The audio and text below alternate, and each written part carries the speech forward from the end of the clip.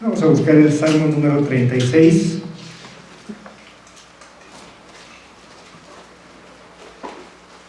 Vamos a ponernos de pie a leerlo de forma alternada. Salmo número 36.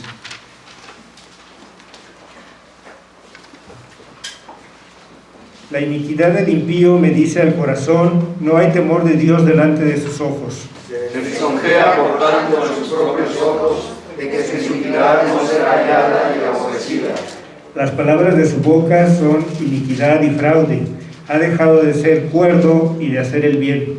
Medita maldad sobre su cama, está en camino bueno, el mal no aborrece. Jehová, hasta los ciegos llega tu misericordia, y tu fidelidad alcanza hasta las nubes. Tu justicia es como los montes de Dios, tus juicios abismo grande, oh Jehová, al hombre y al animal conservas.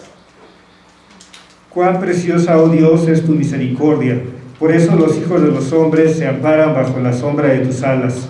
Serán completamente saciados de la grosura de tu casa, y tú los abebarás del torrente de tus delicias. Porque contigo está el manantial de la vida, en tu luz veremos la luz. Extiende tu misericordia a los que te conocen, y tu justicia a los rectos de corazón. No venga pie de soberbia contra mí, y mano de los impíos no me mueva. Allí cayeron los hacedores de iniquidad, fueron derribados y no podrán levantarse. Amén. Entonemos el himno número 45. Padre, tu palabra es mi delicia. Himno número 45. De la segunda parte del himnario, las Sagradas Escrituras, compuesta por John G. Gray y traducida por Juan Bautista Cabrera. Compás católicos.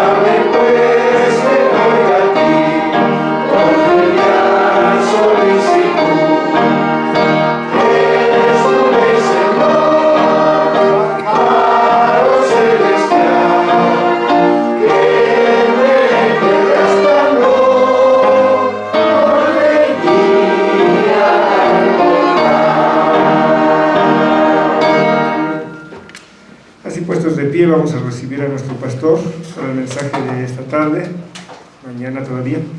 Consecuencias de rechazar la autoridad divina.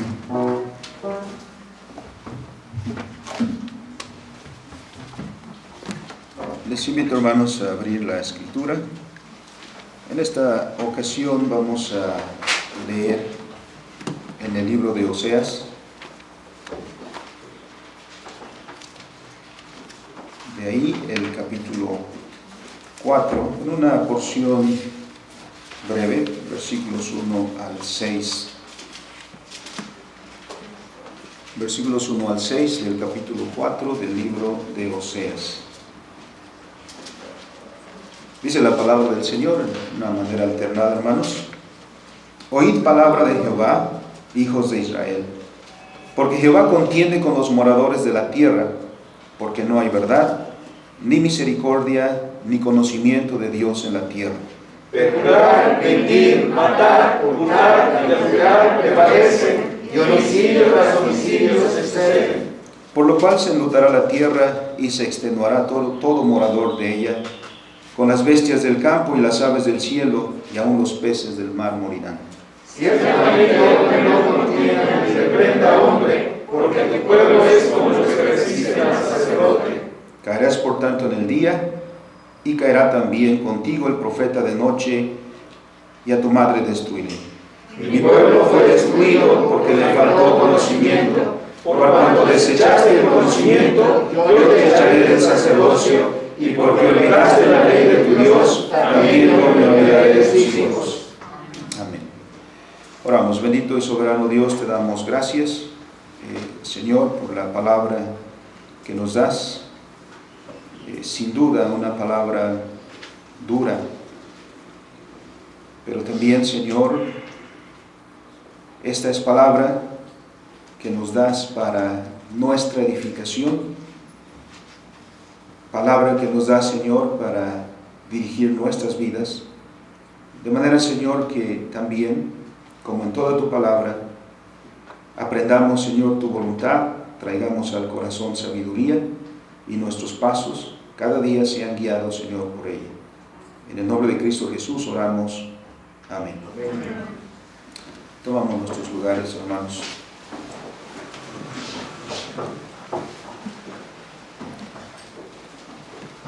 Nuestro tema general que abordamos, Señor, de la palabra del Señor en estos últimos domingos, tiene que ver con el concepto bíblico del oficio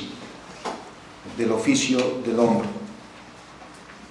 Los alcances de este concepto escritural son muchos, son muy amplios, pero es un concepto que se ha venido perdiendo, que se ha venido olvidando, y no ha sido, digamos, solamente una cuestión de dejar de usar el término, sino que ha sido, como a lo largo de la historia, en razón de un conflicto en el cual nos encontramos.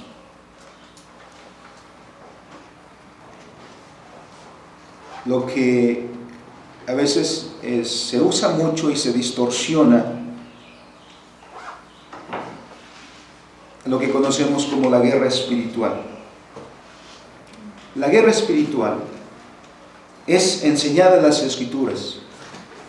Hay un conflicto entre dos reinos, el reino de las tinieblas y obviamente el reino de nuestro Señor Jesucristo, el reino de Dios. A lo largo de la historia, estos dos reinos han estado en lucha, y es una lucha a muerte. Y esta lucha se da expresión en las culturas. No es un principio que quede al margen de nuestra vida cotidiana. Este principio, o estos principios, están en conflicto en la sociedad. Le dan forma, uno u otro, le dan forma a la sociedad, a la cultura.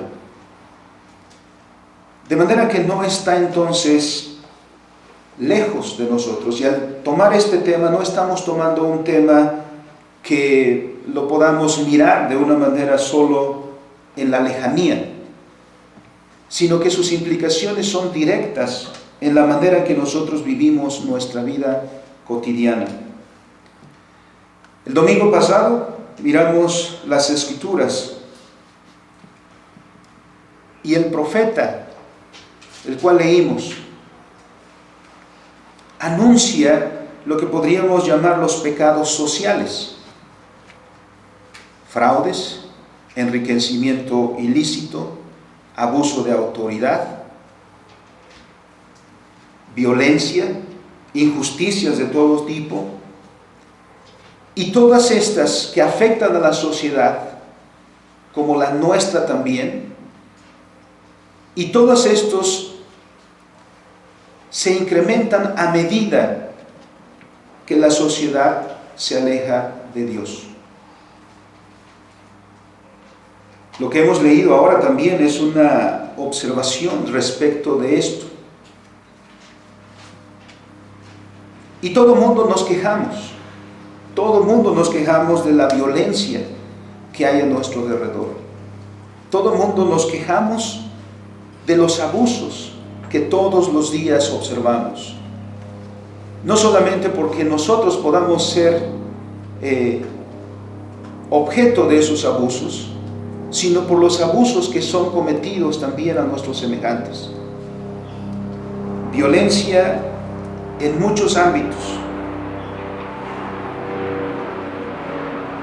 Un tema de moda que está por doquier es la violencia contra la mujer. Pero no es la única violentada. Vimos que cualquier persona que tenga autoridad, si no hay una dirección correcta, esa autoridad se pervierte. Y la autoridad que debería ser para bendición termina siendo una autoridad que trae maldición.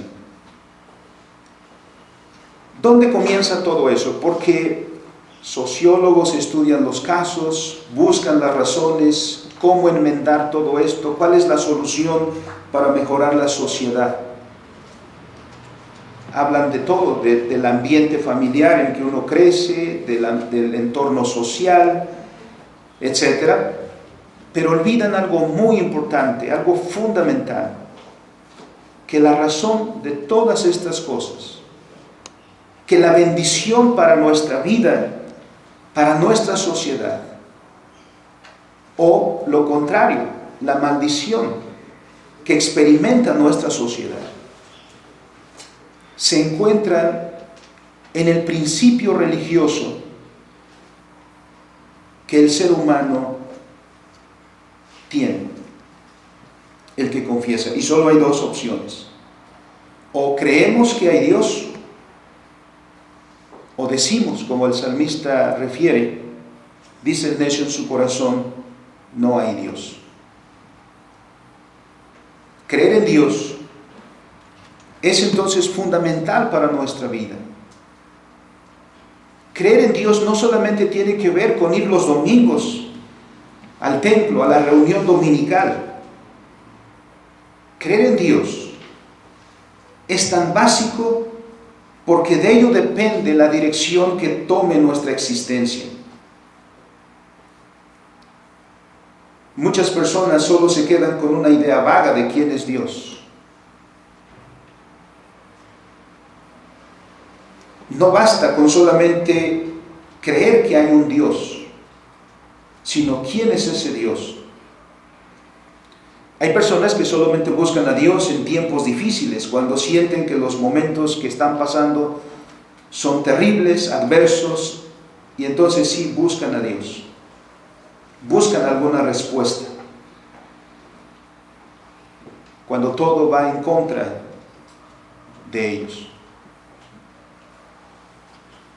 Y nos preguntamos por qué todas estas cosas están aconteciendo. Y lo que la Escritura nos va a enseñar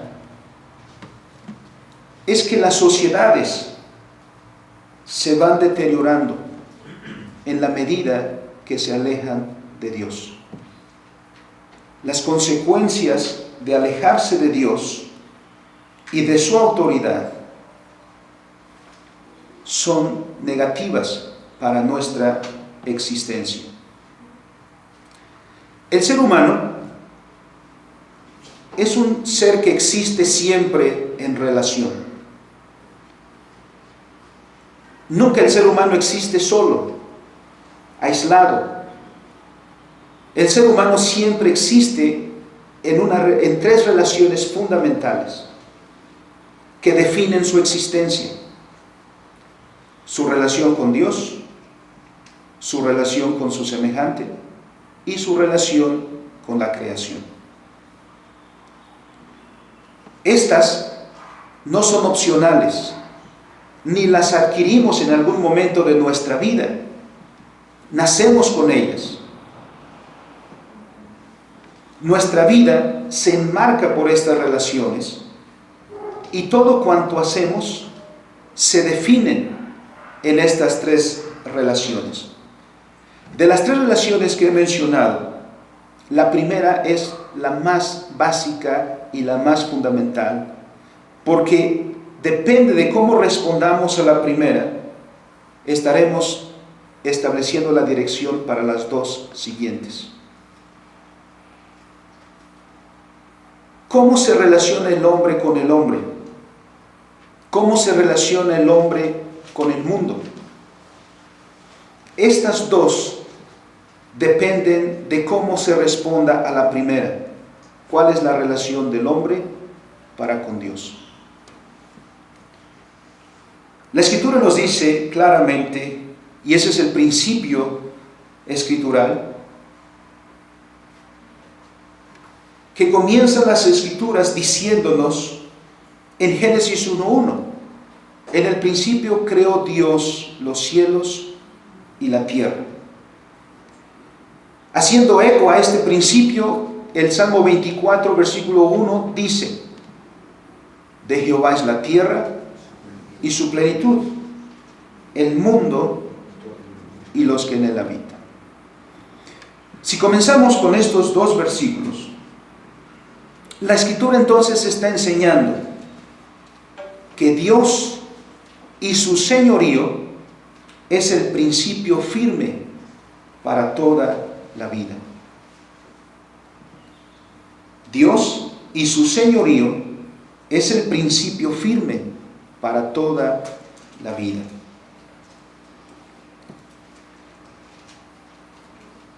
Estos dos versículos, como he mencionado, nos resumen todo este pensar que las Escrituras nos dan. Y como reformados lo sabemos, como calvinistas debemos saberlo. ¿Cuál es el punto fundamental del calvinismo? ¿Cuál es la distintiva fundamental del calvinismo o del pensamiento reformado? La soberanía de Dios. Cuando proclamamos la soberanía de Dios, cuando hablamos de la soberanía de Dios, estamos haciendo referencia a estos dos puntos. Que todo lo que existe, existe por la voluntad de Dios. Y que todo lo que existe es propiedad de Dios. Estas dos cosas son fundamentales. Porque esto se enmarca nuestra visión de la vida. Si comenzamos con esto, con estos principios escriturales, ellas van a enmarcar nuestra vida, enmarcan toda nuestra existencia. El principio de la soberanía de Dios no permite dividir la vida en dos grandes esferas, lo religioso y lo secular. El principio de la soberanía de Dios, en estos dos versículos mencionados, unifican toda la existencia en una relación fundamental, nuestra relación con Dios. Cuando hacemos algo, sea lo que sea, por ejemplo, cuando el carpintero hace una silla, la silla se debe al carpintero, porque la silla no puede explicar su existencia a menos que la establezca en el que la hizo. Y esa relación va a permanecer por siempre, porque esa silla no puede cambiar de creador. Solo hay uno. Y eso mismo sucede con la existencia humana. Por eso una de las preguntas fundamentales para todo pensar nuestro, y que la filosofía se ha ocupado mucho de ello, es ¿de dónde venimos? Y estos esfuerzos que la humanidad hace por responder a esta pregunta, ¿de dónde venimos?, Y toda esta investigación y todos estos miles de millones de dólares que se invierten para encontrar la respuesta a esa pregunta, no es casual. Es que el hombre necesita conocer la razón de su existencia.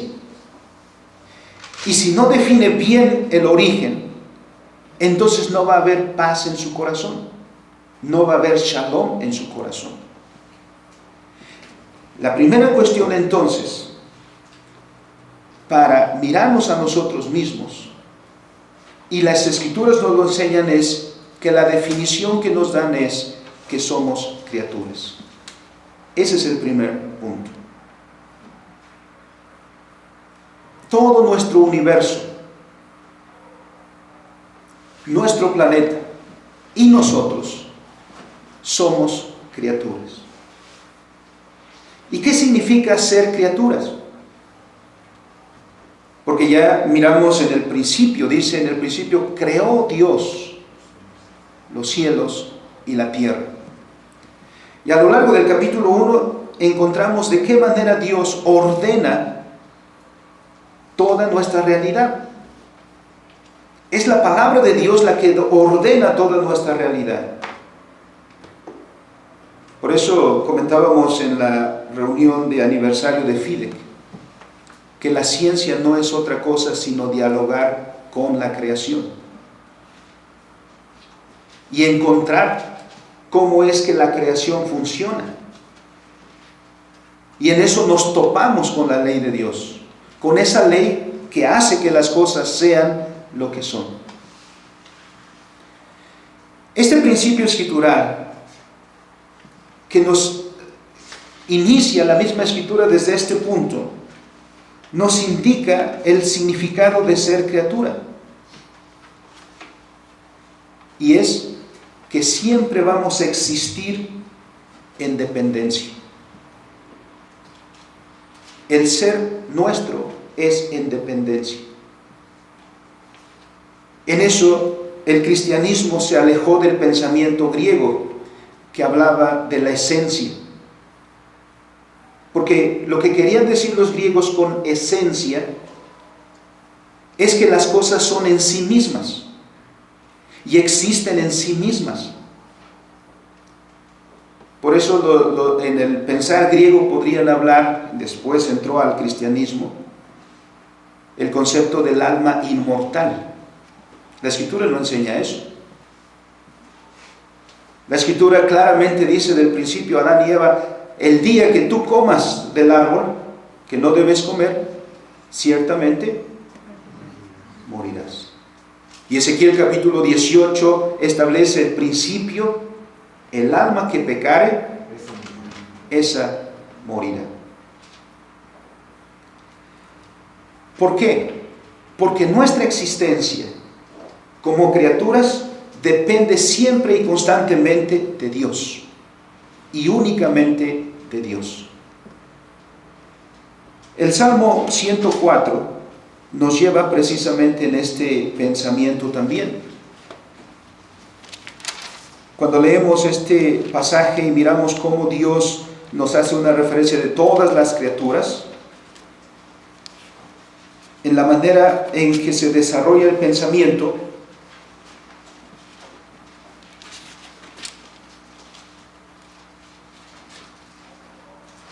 comienza con una doxología. Bendice, alma mía, a Jehová. Jehová, Dios mío, mucho te has engrandecido. Te has vestido de gloria y de magnificencia. Ahora, ¿dónde se ve esto? ¿Dónde se ha engrandecido el Señor? ¿Dónde se ha vestido de gloria y de magnificencia? Ahí está la obra de sus manos. Por eso el mismo apóstol Pablo también escribe a los romanos que el eterno poder y deidad de Dios se hace claramente visible en las cosas que son. Porque la creación, por el simple hecho de estar ahí, toda la creación, por el simple hecho de estar ahí, está declarando el eterno poder y deidad de Dios. No necesita hablar. No necesita ser verbal su comunicación. Por eso cuando el salmista observa los cielos y dice, cuando veo los cielos, obra de tus dedos, la luna y las estrellas que tú formaste, ¿acaso se puede quedar en silencio? ¿Acaso se puede quedar como un mero observador? No. La revelación de Dios en la creación exige una respuesta. Y la respuesta que da, ustedes la conocen. ¿Cuál es la respuesta del salmista?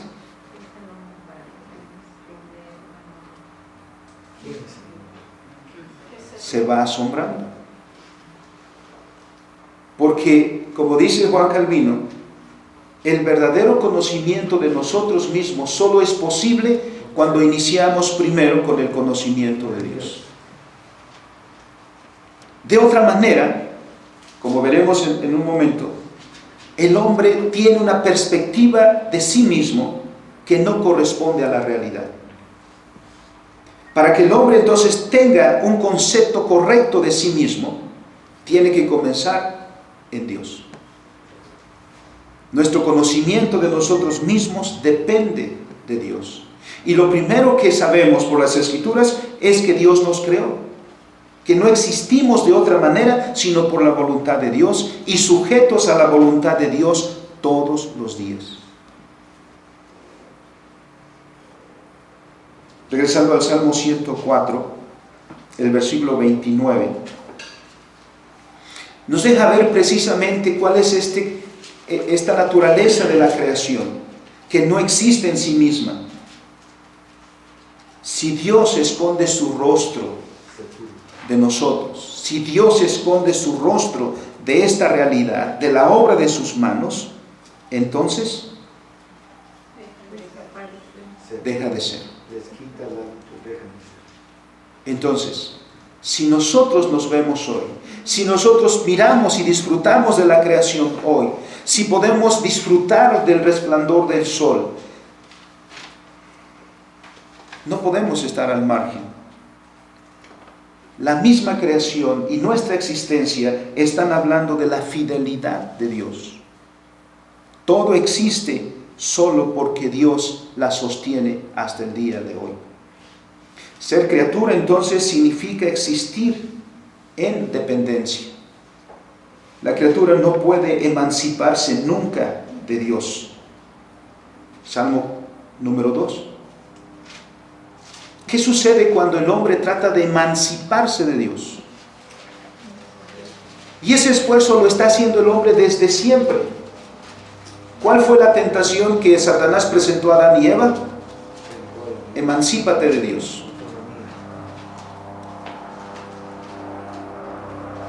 ¿Qué es lo que vemos a lo largo de la historia? Esfuerzos de la humanidad por desligarse de Dios. Bien pudieron ser, no los conocía el salmista. El salmista no conoció a los ideólogos de la Revolución Francesa, a los ideólogos de la Ilustración, pero bien podía referirse a ellos este versículo. ¿Por qué se reúnen las gentes? ¿Por qué se amotinan las gentes? Y los pueblos piensan cosas vanas. ¿Para qué se reúnen? ¿Qué es lo que están confabulando? Que Dios se quita la ligadura de la ley. Autoridad. Quitemos la autoridad de Dios de sobre nosotros. Eso es como el joven, el adolescente que llega a un momento que no le gusta obedecer en la casa porque mamá le dice tienes que barrer tu cuarto, tienes que ir por las tortillas, tienes que hacer tu tarea, te tienes que bañar, te tienes que ir a la cama temprano, te tienes que levantar para ir a la escuela. El adolescente dice ya estoy cansado de tantas órdenes. Y un día dice me voy de la casa.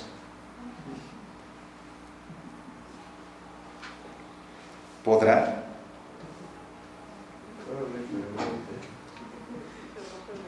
El hombre dice, quitemos las ligaduras, quitemos la autoridad que está sobre nosotros.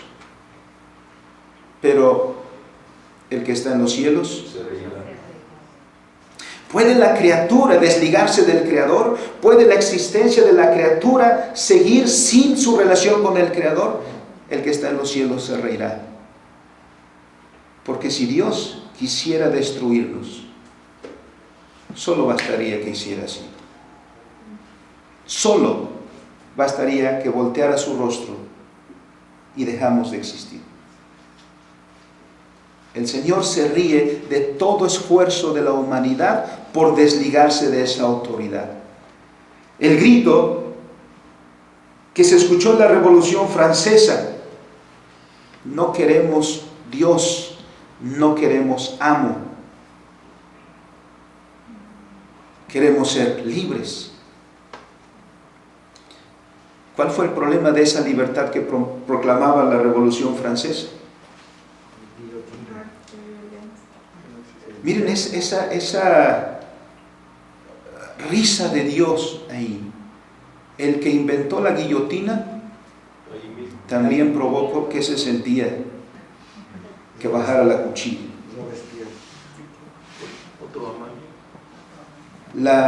El resultado de ese grito de emancipación de Dios sembró lo que se llamó el periodo del terror. Porque esa es una consecuencia de alejarnos de Dios. Miremos el Salmo 36, donde comenzamos a leer los primeros versículos. Porque esto es lo que sucede. Cuando nos alejamos de nuestro Creador, cuando nos alejamos de nuestro Dios, de quien es la autoridad, a quien le corresponde todo señorío por el solo hecho de ser el Creador. Dice el versículo 1, la iniquidad del impío me dice al corazón. ¿No? Es decir, viendo al impío, ¿qué es lo que concluimos? Observando al impío y su comportamiento, ¿qué es lo que vemos en primera instancia? No hay temor de Dios delante de sus ojos.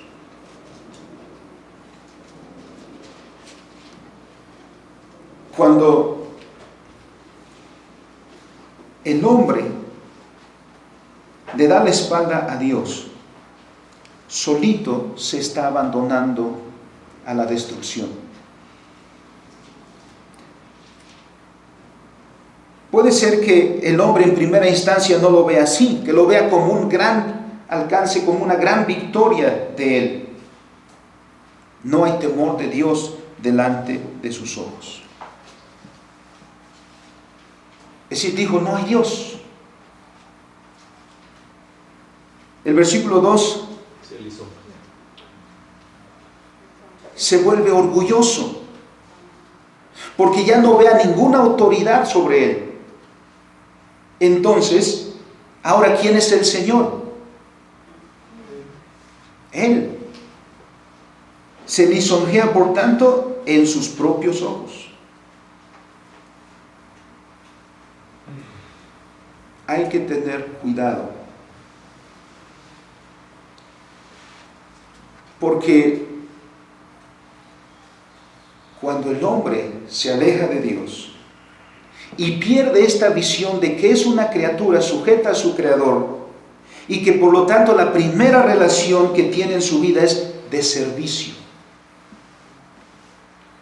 El ser humano fue llamado para servir a Dios. El ser humano es un servidor de Dios. ¿Qué es lo que dice Eclesiastés capítulo 12? El predicador, terminando su discurso, ¿cuál es la conclusión de todo el discurso de los 12 capítulos del libro? Teme a Dios y guarda tu mano. Dice, porque esto es, El fin este es el todo del hombre. Absoluto. Existes para eso. No dice en la esfera eclesiástica, no dice en la esfera cúltica, no dice en adoración dominical. Dice, esta es la razón de tu existencia. Pero cuando se nos olvida que somos siervos de Dios, entonces no hay temor delante de nuestros ojos, del hombre caído. y da lugar entonces a lisonjearse.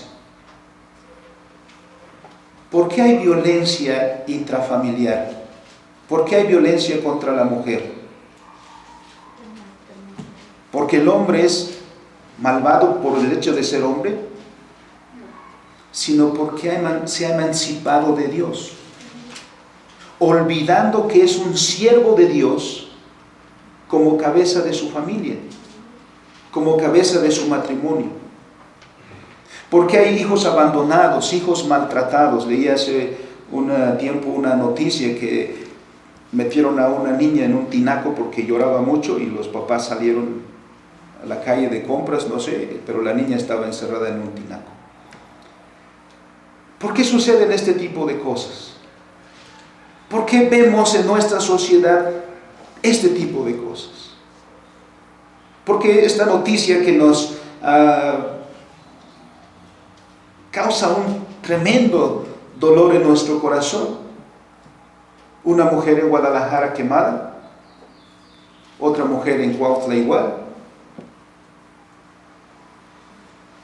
Esas son cosas que estrujan el corazón. ¿Y por qué? Por toda la maldad de que el hombre es capaz. El hombre sin Dios, porque olvida que existe para servir a Dios. Pero miren cómo se lisonjean.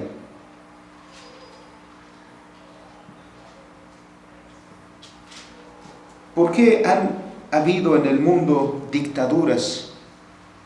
¿Y qué significan las dictaduras para las naciones que lo sufren? Opresión, injusticia. Porque quien gobierna dice no hay Dios. Porque quien gobierna no reconoce la relación de servicio a Dios. Y donde hay un pensamiento así y hay un hombre así, miren todo el sufrimiento que trae consigo. Todo el dolor que trae consigo. ¿Te atreves a opinar diferente? Mañana ya no te vemos.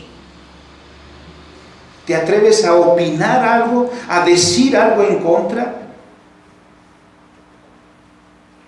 Alguien dice, por el hecho de que tengo el poder, lo voy a usar y lo voy a usar como yo quiera. El poder te lo da Dios para ejercer el servicio que le debes en el cuidado de tu prójimo. Alejarnos de Dios, entonces hace que el hombre pierda este principio para su vida. Y la cosecha que resulta de sembrar esta idea, en la referencia que hacía de la Revolución Francesa, los mismos que motivaron, que hicieron la revolución, los mismos probaron las consecuencias de lo que predicaban. Miremos el libro de Oseas. Porque si se corrompe esa primera relación con Dios, la segunda relación inmediatamente se altera también.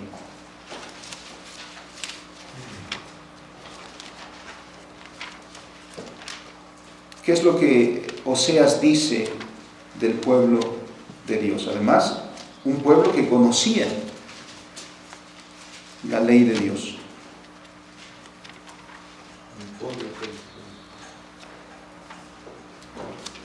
Entonces conocemos esa referencia: mi pueblo pereció porque le faltó conocimiento. Pero ¿dónde se manifiesta esa falta de conocimiento de Dios? Porque el salmista dice, cuando veo al impío y veo cómo se está moviendo, digo, no hay temor de Dios en él. Hoy en día se habla cada vez más de la secularización de nuestra sociedad, de la secularización de nuestro mundo. ¿Cuál es la razón?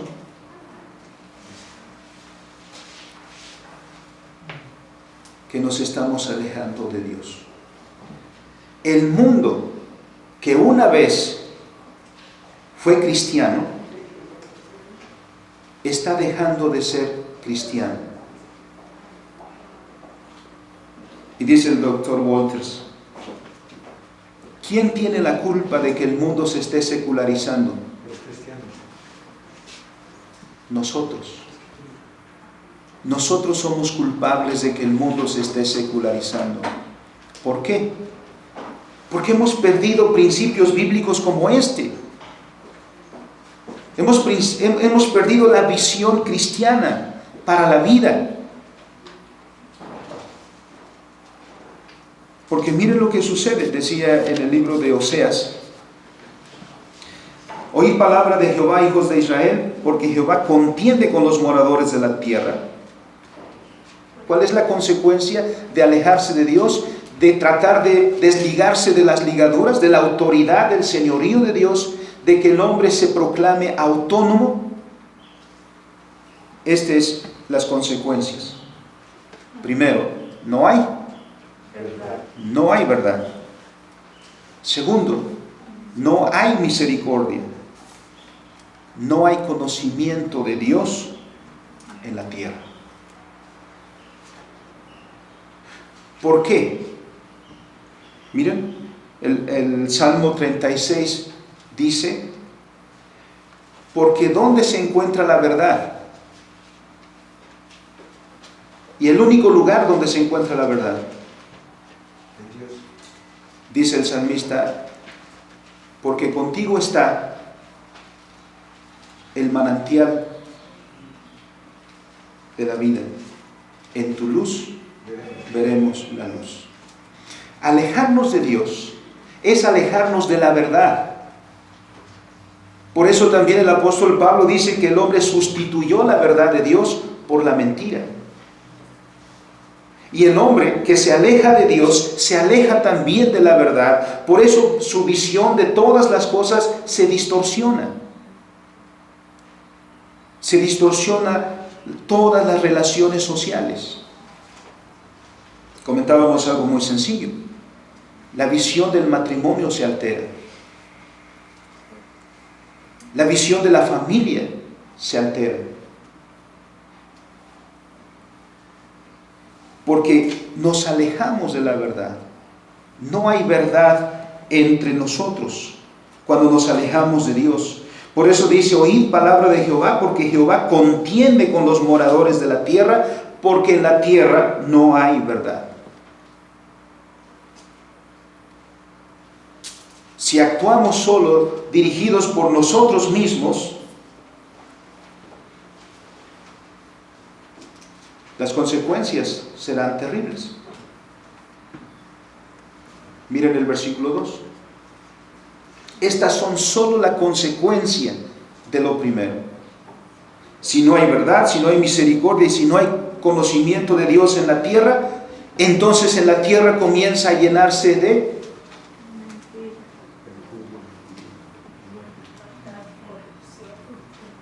miren esas cosas, ¿no? Parece que estamos leyendo las noticias de hoy. Los hombres en sus relaciones no tienen temor de perjurar, dice la Escritura. Perjurar, mentir, matar, hurtar y adulterar prevalecen. Y homicidio tras homicidio. ¿Por qué? Porque si quitamos toda autoridad de sobre nosotros, ya no somos responsables. Y ser criatura significa ser responsable. La criatura es responsable para con Dios. Pero ¿por qué se quieren emancipar?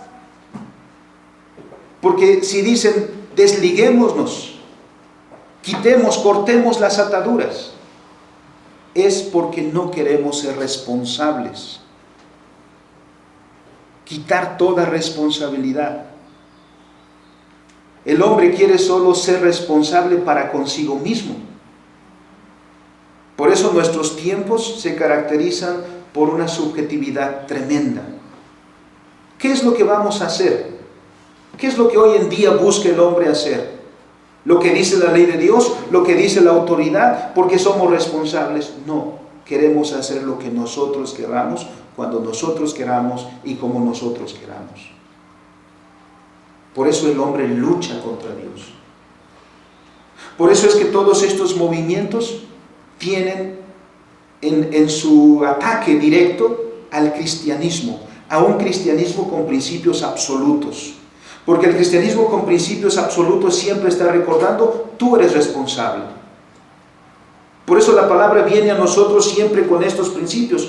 Tu esposo, tú eres responsable por tu esposa. Ustedes padres, ustedes son responsables delante de Dios por sus hijos. Hijos, ustedes son responsables delante de Dios por sus padres. Deben eso a Dios. Pero si quitas eso, entonces, ¿cuál es la conducta de los hijos? ¿Acaso tratar con respeto y honor a sus padres? No. ¿Qué es lo que sucede en diversos lugares? ¿Acaso el empresario trata bien a sus empleados? ¿O los empleados al patrón? Olvidamos lo que la Escritura dice, que tanto el patrón como los trabajadores son responsables delante de Dios, porque ambos son ministros de Dios. Pero si quitamos ese principio y el hombre está buscando terminar con esa relación de autoridad, es para hacer lo que quiere. Y si quiere hacer lo que quiera, entonces, hermanos, esto no nos debe extrañar, que en la sociedad surjan estos: perjurar, mentir, hurtar, adulterar, homicidio tras homicidio se sucede. ¿Es extraño eso en una sociedad sin Cristo? ¿Es extraño eso en una sociedad sin Dios? No, eso se vuelve el pan de todos los días.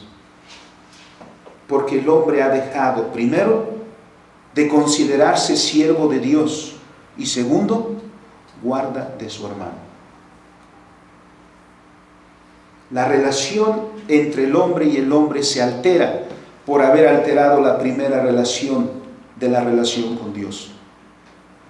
Y donde no se ve a Dios entonces como el Señor, entonces todas estas cosas van a ser. En lugar de que el hombre procure el bienestar de su prójimo, el bienestar de su semejante, ¿qué es lo que va a hacer? Va a hacer todo lo que sea posible para aprovecharse de su semejante. Esas son dos cosas completamente diferentes. Olvidamos que el bienestar de nuestro prójimo es responsabilidad nuestra. Olvidamos que el bienestar de los demás es responsabilidad nuestra. Y lejos de hacer eso, lo que hacemos más bien es aprovecharnos de nuestro prójimo para bienestar nuestro. En una visión muy egoísta de la vida. Versículo 3 dice el profeta: ¿qué sucede con la creación?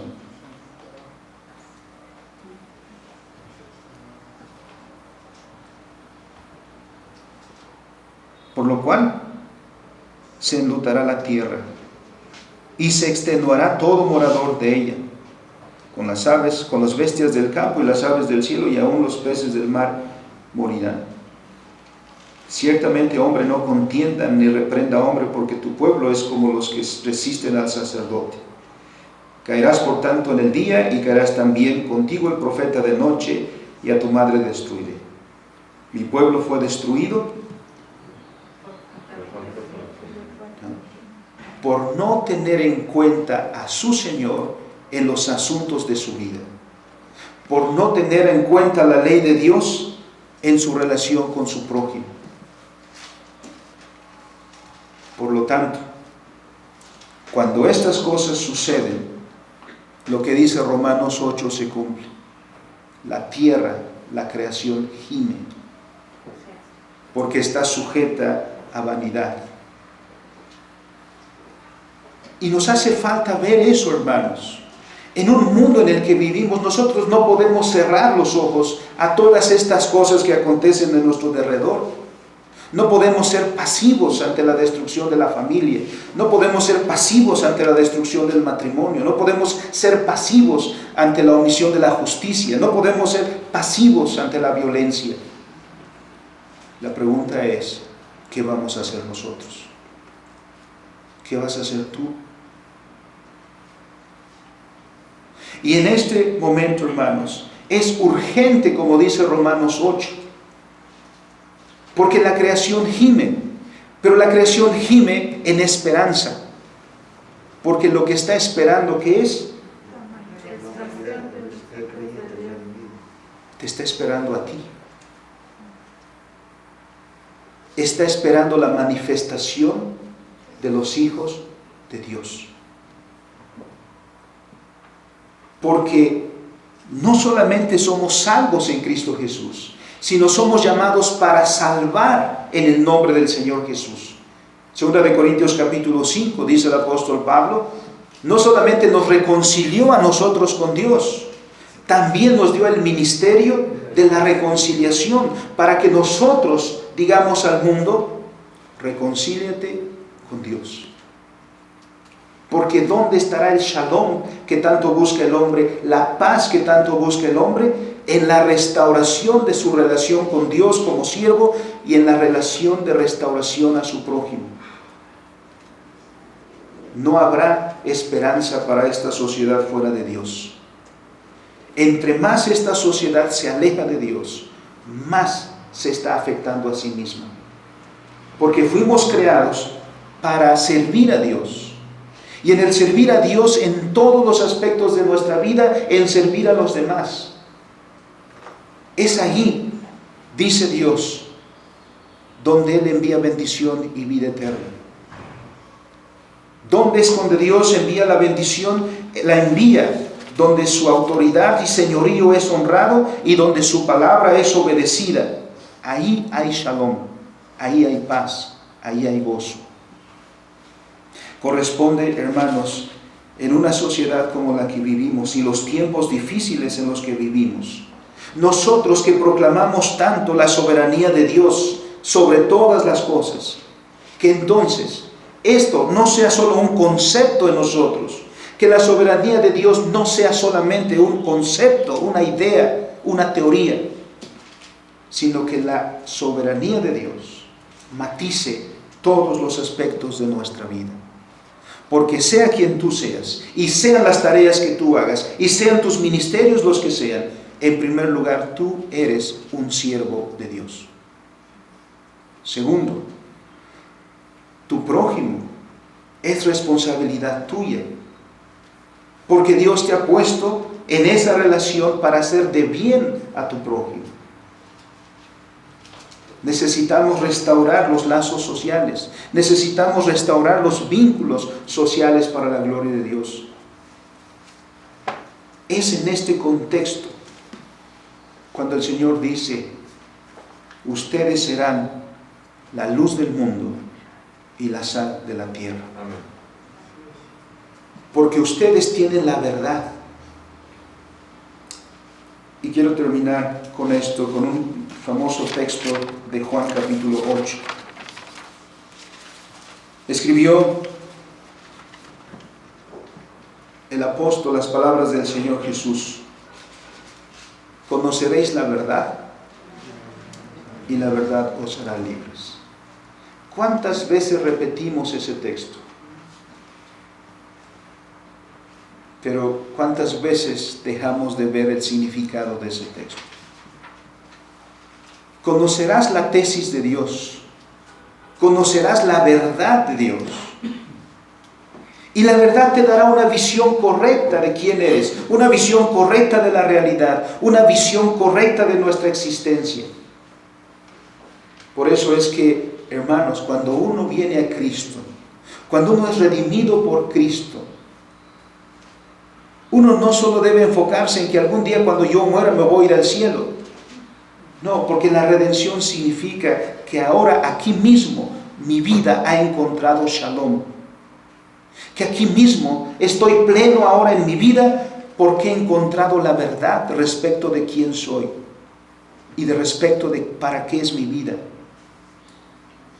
Y en todo encuentro que Dios es el Señor de todo. Y que si comemos y bebemos, y que si soy padre, que si soy esposo, debo ser en servicio a Dios y en el cuidado a mi prójimo. Es pues urgente que recuperemos la idea de oficio que las Escrituras nos dan. Después, hermanos, de haber visto en estos domingos en las circunstancias en las que nos encontramos y cuán necesario es volver a las Escrituras y restaurar este concepto primero en nosotros, en nuestra vida, y enseñarlo así, porque lo enseña la Escritura. Comenzaremos entonces a estudiar más detenidamente la idea escritural del oficio, porque cuánta falta nos hace. Dios prospere entonces nuestro propósito, hermanos, pero ahora la tarea está frente a nosotros.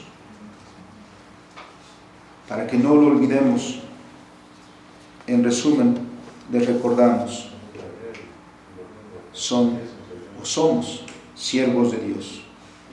Nunca lo olvidemos. Y como siervos restaurados, restauremos las relaciones con nuestro prójimo para la gloria de nuestro Señor mismo. Vamos a orar. Bendito soberano Señor, te damos gracias en esta hora por sernos propicios, Señor, a nosotros, que tanto necesitamos, Señor, del conocimiento de tu voluntad, que tanto necesitamos, Señor, de tu palabra para conducir nuestros pasos en un mundo que nos desafía, en un mundo donde tu palabra, Señor, se rechaza, en un mundo en el que los pueblos se juntan y unidos gritan, quitemos sus ligaduras. Y lo que el hombre cosecha cuando hace esto es su propia destrucción. Miramos, Señor, a la sociedad gemir como consecuencia de sus propias decisiones de vivir lejos de ti. Pero los que hemos experimentado eso, Señor, y tú en tu gracia y misericordia nos has vuelto a ti, nos gozamos, Señor, de haber sido librados de tales vacíos en nuestra existencia, porque ahora has llenado nuestra vida de propósito. Ahora nuestra vida tiene shalom, y ahora, Señor, nuestros pasos se encauzan todos los días a vivir como siervos tuyos, en el servicio también a nuestros semejantes, y por supuesto al cuidado de tu creación. Nos duele profundamente, Señor, la violencia, los fraudes, los abusos, los adulterios, las fornicaciones, como dice tu palabra. Pero es los síntomas de una sociedad que se aleja de ti, pero también el desafío y el llamado para tu pueblo, que habiendo encontrado la respuesta, su tarea es, Señor, enfocarse a pregonar tu palabra con claridad y a ser también agentes de reconciliación en todos los aspectos de la vida. Danos entendimiento, Señor, para conocer tu voluntad y entender mucho mejor lo que significa estar en oficio para gloria tuya. En el nombre de Cristo Jesús oramos. Amén. Amén.